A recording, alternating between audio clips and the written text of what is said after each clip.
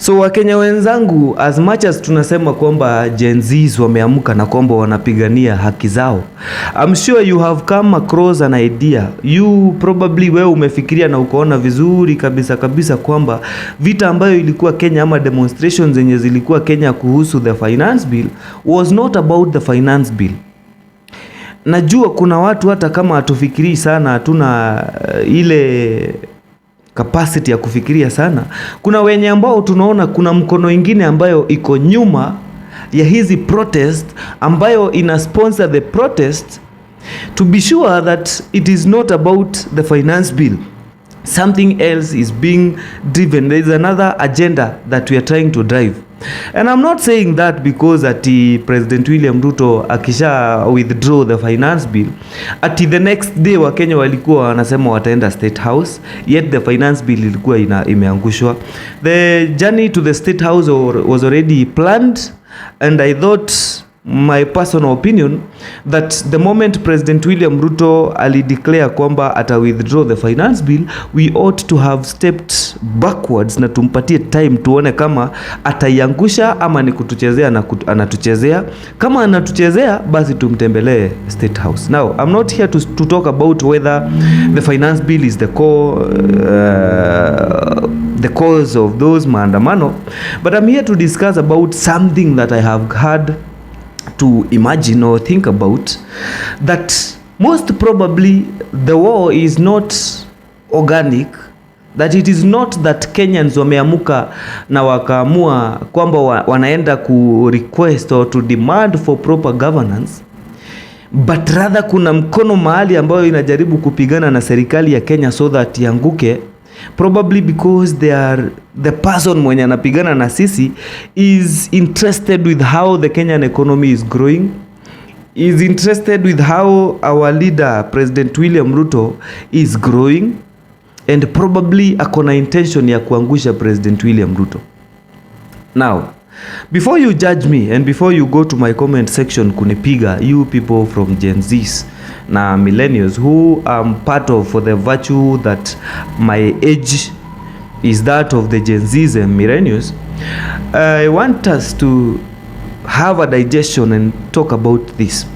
You see, the president, the moment aliingia into power, everybody in Africa celebrate, na tukaona kwamba from his speeches about Africa, for those who follow the African politics, from his speeches alipata sifa nyingi sana across all Africa and across the rest of the world, where we have people who have Pan-African thinking, or people who support the freedom and the independence of Africa as an economy. You see, the president came and started fighting the dollar. Kaanza kusema kwamba we need another currency that is more fair. Speaking about the loans, we needed another financial structure that did not discriminate Africa against the rest of the world. That the African countries zilikuwa zinapewa unfair treatment compared to the rest of the world when it came to finance, or when it comes to matters about financing and economic decisions. So one of the things that President William Ruto identified was the fact that the dominance of the dollar, which is the US currency, was one of the problems that Africa was facing, and it was one of the problems that made African countries poor, because every debt that we are acquiring was based on dollar. Every trade that we had to get into, or every agreement that is financially or economically oriented that Kenya or any other African country was to enter into, lazima tunge involve the economy ya America, for the virtue or for the reason that in that trade tutatumia currency yao, which is the dollar, and which is the accepted currency for international trade. So raising these questions, Waafrika walifurahia sana na wakaona we have had a president who has Africa in mind, and in fact many people walianza kusema kwamba Gaddafi has been born again, that Gaddafi sasa has come back inside William Ruto, because Gaddafi had this dream that Africa needed to be independent. Now, toys of viatu, and now get into the shoes of Americans. The Americans are the the owners of the dollars, and they are the ones who print, and I'm using the word printing deliberately. They are the ones who print the dollar so that they can sell to us, so that we can be able to pay off our debts, or so that we can be able to buy anything that we want in the international trade or in the international market. Now,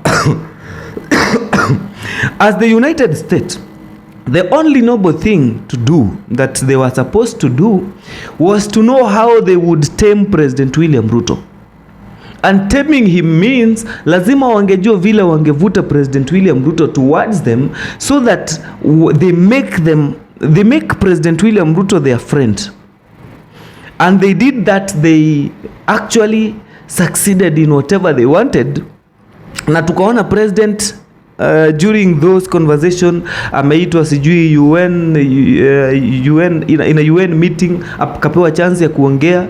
Later akaitwa US, akaenda kukutana na Biden. Juzi tukamuona president amepewa a state visit to the United States, akaenda na Biden, na akaenda akasign agreement that Kenya had become an ally of the United States by being a non-NATO I mean, we became a non-NATO ally to the United States. That means we became a puppet to the United States in Africa. Now, from that story yenye nimekupatia, then you can realize that America walimanage kunyamazisha President William Ruto, and the conversation about the dollar or the financial structure ya IMF, ya World Bank and everything, waliweza kumnyamazisha, and the president is no longer speaking about it. Fast forward, when the finance bill 2024 ilikuja, and wakati President William Ruto alienda kutembelea Joe Biden wa America, there is a very popular writer, Kenyan writer, anaitwa Ngugi wa Thiong'o, and I know you remember me doing a video explaining about a letter that was written to the president. It was actually an open letter, na nikawaelezea what that open letter was speaking, or what it was saying. If you want it, you can go to my TikTok account na utaipata. Ngugi wa Thiong'o akamwandikia barua President William Ruto na akamwambia, as much as you want to be a friend to the Americans, just know that you are selling Kenya as a country to Americans. And Ngugi wa Thiong'o akaashua President William Ruto that zile kazi chafu ambazo President Joe Biden's country, zile kazi chafu United States of America imefanya, chunga sana usitumike kuosha hiyo uchafu, ama usitumike kufanya ama kuonekana ni kama unatetea United States of America when everybody else anaona kwamba America ndio wako on the bad side. But for the virtue that they have corrupted you, chunga sana usitumike ana usichafulie Kenya jina by becoming a friend of the United States of America. Now, just moments less than a month after Ngugi wa Thiong'o ameandika hii letter na imesomewa kila mtu, the whole nation imeona kuhusu this letter to President William Ruto, we have seen the Gen Zs, a youthful protest ikirise against President William Ruto, and the thing that they are rising against is because President William Ruto has brought a bill which is being purported to have been drafted by the IMF and the World Bank, which is largely controlled by the United States and the big Western countries. Now, najua nimeongea sana na sitaki kuongea tena. I want you to go to the next video where we will speak about how the United States of America could be a probable factor in those demonstrations ambazo nia yake ni kufanya President William Ruto aonekane kama a terrorist, na aonekane kwamba is an enemy of the people.